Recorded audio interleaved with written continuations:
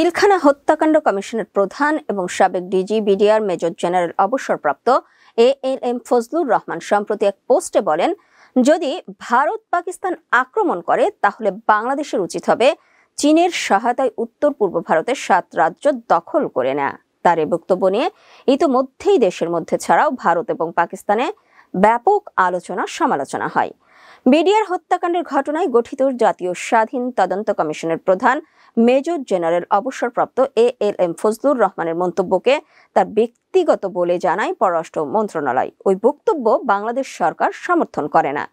2 মে শুক্রবার পররাষ্ট্র মন্ত্রণালয় এক বিজ্ঞপ্তিতে এই তথ্য জানায়। এর আগে 30 এপ্রিল বুধবার প্রধান উপদেষ্টার প্রেস সচিব শফিকুল আলম ও ফজলুর রহমানের ওই বক্তব্যে কোনোভাবেই অন্তর্বর্তী সরকার একমত নয় বলে জানান।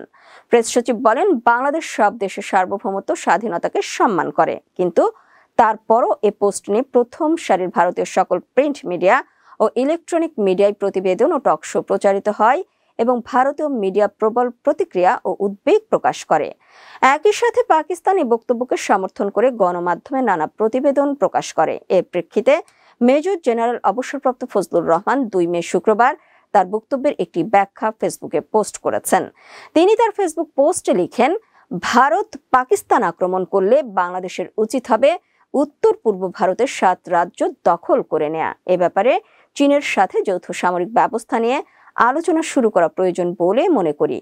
একথা আমি বলেছি। কেন বলেছি তার বিশ্লেষণ হলো, ভারতের বিজেপি সরকারের সুদূর প্রসারী পরিকল্পনা রয়েছে যে ভারতে NRC বা নাগরিক পুঞ্জি করে ভারতের মুসলমানদের নাগরিকত্ব কেড়ে নিয়ে কনসেন্ট্রেশন ক্যাম্পে আবদ্ধ করে মুসলমানদের হত্যা করা, কিংবা ভারতের মুসলমানদের বাংলাদেশ কিংবা পাকিস্তানে পুশ করে পাঠিয়ে দেয়া। এই পরিকল্পনা ভারত নিয়েছে ইসরায়েলের কাছ থেকে। আপনারা লক্ষ্য করছেন কিভাবে ভারতে মুসলমানদের হত্যা করা হচ্ছে। এই উপমহাদেশে মূলত 2টি মুসলমান দেশ, পাকিস্তান ও বাংলাদেশ। মালদ্বীপ এত ছোট আর সামরিকভাবে দুর্বল যে ভারতে মুসলমানদের স্বার্থ রক্ষার কোনো দায়িত্ব মালদ্বীপ পালন করতে পারবে না। তাহলে ভারতে মুসলমানদের জান এবং মাল রক্ষার মূল দায়িত্ব পালন করতে হবে বাংলাদেশ ও পাকিস্তানকে। এই তো কয়েকদিন আগে ভারতে মুসলমানদের ওয়াকফ সম্পত্তির সবটাই বিজেপি সরকার কেড়ে নিয়েছে। আর কিছুদিনের মধ্যেই ভারতে মুসলমানদের মুর্দাকে কবর দেওয়ার জায়গা পাওয়া যাবে না। ভারতে কোনো মাদ্রাসা মসজিদ থাকবে না, কারণ শত শত মসজিদ মাদ্রাসা ওয়াকফ জমির ওপর অবস্থিত এবং ওয়াকফের টাকাই চলে। ওয়াকফ না থাকলে এইসব মসজিদ থাকবে না, মাদ্রাসাও থাকবে না। ইতোমধ্যেই ভারতের সরকার রাস্তা এবং খোলা স্থানে নামাজ পড়া নিষিদ্ধ করেছে, অথচ হিন্দুরা রাস্তায় হোলি খেলছে এবং রাস্তায় দল বেঁধে অনুষ্ঠান করছে বাধাহীনভাবে। এবারে নরেন্দ্র মোদীর সরকার পেহেলগামে নিজেরা পর্যটকদের হত্যা করে পাকিস্তানের উপর দোষ চাপিয়ে পাকিস্তান আক্রমণ করে ধ্বংস করার পরিকল্পনা করেছে। যদি ভারত পাকিস্তানকে ধ্বংস করতে সক্ষম হয়, তবে বাংলাদেশের স্বাধীনতা ও সার্বভৌমত্বের প্রতি ভারতের হুমকি কি পরিমাণ বৃদ্ধি পাবে কল্পনা করতে পারেন?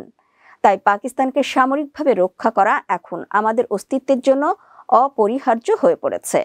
এর মানে এই নয় যে আমাদেরকে পাকিস্তানের বন্ধু হতে হবে। এটা একটা স্ট্র্যাটেজিক বিষয়, পারস্পরিক নির্ভরতার বিষয়। যদি ভারত পাকিস্তানকে আক্রমণ করে, তবে চীনের সঙ্গে মিলে ভারতের উত্তর পূর্ব 7 রাজ্যকে দখলে নেয়া এটা ভারতের পাকিস্তান আক্রমণের রিজিওনাল ও আন্তর্জাতিক প্রতিক্রিয়া, যাতে ভারত পাকিস্তান আক্রমণ করতে উৎসাহিত না হয়। যারা সামরিক স্ট্র্যাটেজি বিষয়ে বিশেষজ্ঞ নন, তারা অযথা এমন বিষয়ে মন্তব্য করে সময় নষ্ট করবেন না দয়া করে। এই উপমহাদেশে মুসলমানদের বিরুদ্ধে যা ঘটছে এর জন্য দায়ী ভারত, বাংলাদেশ বলেন আর পাকিস্তান বলেন। আমরা কারো দেশ দখল করে দেশের সীমানা বৃদ্ধি করতে চাই না। আমরা আমাদের অস্তিত্ব রক্ষার লড়াই নিয়ে ব্যস্ত। এই লড়াইয়ে পাকিস্তান ও বাংলাদেশকে মাঠে নামিয়েছে ভারত। শেখ হাসিনাকে দিয়ে বাংলাদেশের শান্তি ও স্থিতিশীলতা বিনষ্ট করতে চাই কে? ভারত। এর পরেও কি আমরা হাত গুটিয়ে বসে থেকে নিজের অস্তিত্ব নিজেরাই ধ্বংস করব? আমাদের 17 কোটি মানুষ আছে। আমরা আমাদের শত্রুকে অবশ্যই ধ্বংস করতে সক্ষম। আসুন আমার সাথে শপথ নিই, লড়বো, শত্রুকে ধ্বংস করব এবং গাজী হয়ে ফিরব ইনশাআল্লাহ। পরিশেষে বলবো, আমার কাছে সবচেয়ে বড় বিষয় হচ্ছে এই উপমহাদেশে মুসলমানদের স্বার্থ রক্ষা করা, মুসলমান বান্ধব মানুষদের স্বার্থ রক্ষা করা। কে কি ভাবলো তা নিয়ে আমার কোনো মাথা ব্যথা নেই।